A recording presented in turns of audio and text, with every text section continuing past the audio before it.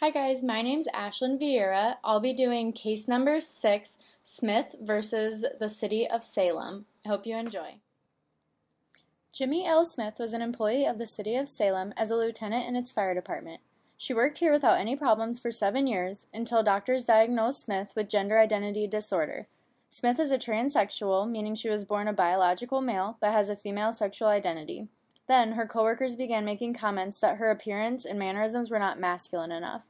Smith went and spoke with her immediate supervisor, Thomas Eastek, about her gender identity disorder diagnosis and treatment so that Eastek could address the problems that Smith's coworkers were creating.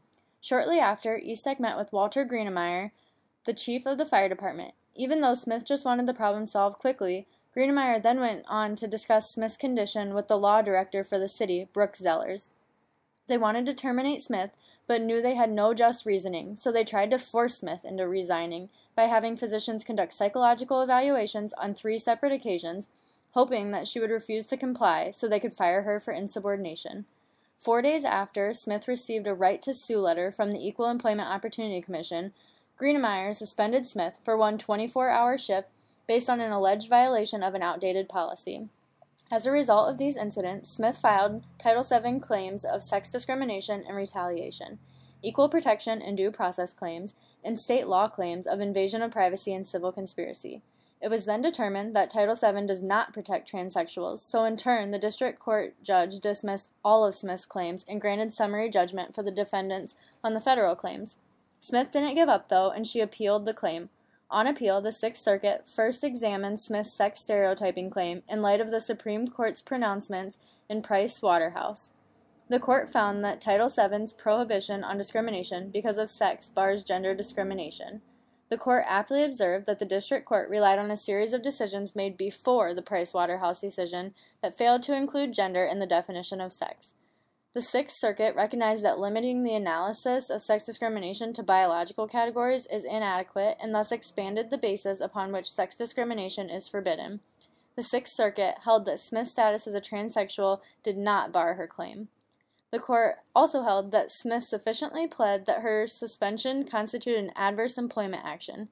In order to establish a prima facie case of employment discrimination pursuant to Title VII, the plaintiff must show the following. The proof of an adverse impact was clearly shown by the fire department's suspension of Smith for a 24-hour shift, which constituted 60% of a 40-hour work week, was sufficient to establish a material adverse change in the terms and conditions of the plaintiff's employment. The Sixth Circuit Court correctly applied the Price Waterhouse decision to hold that transsexuals are protected against sex discrimination under Title VII. The Sixth Circuit increased the scope of protection available against sex discrimination by including multiple concepts of prescribed sex discrimination.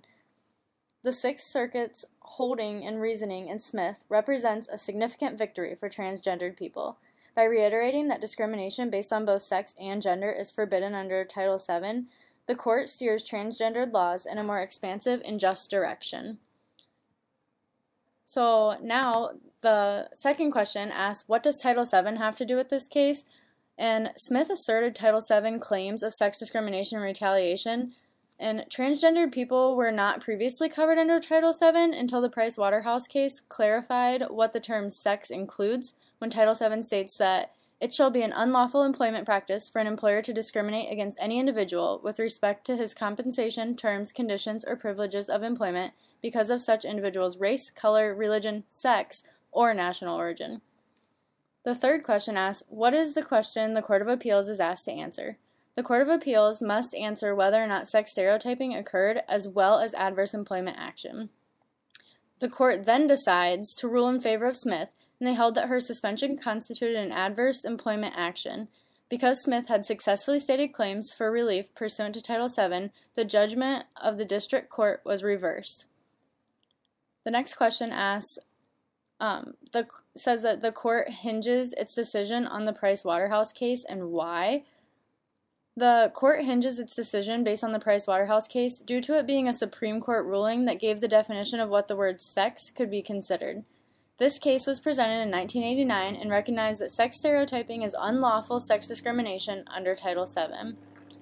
The last question asks, what does sexual stereotyping have to do with a case about a transgendered person? The definition of sexual stereotyping is the formation or promotion of a fixed general idea or image of how men and women will behave. So even though Smith was transgendered and was born a male, since she identifies as female, there's a sexual stereotype that is probably already attached to her that she should look and act a certain way. I hope you enjoyed. Thank you.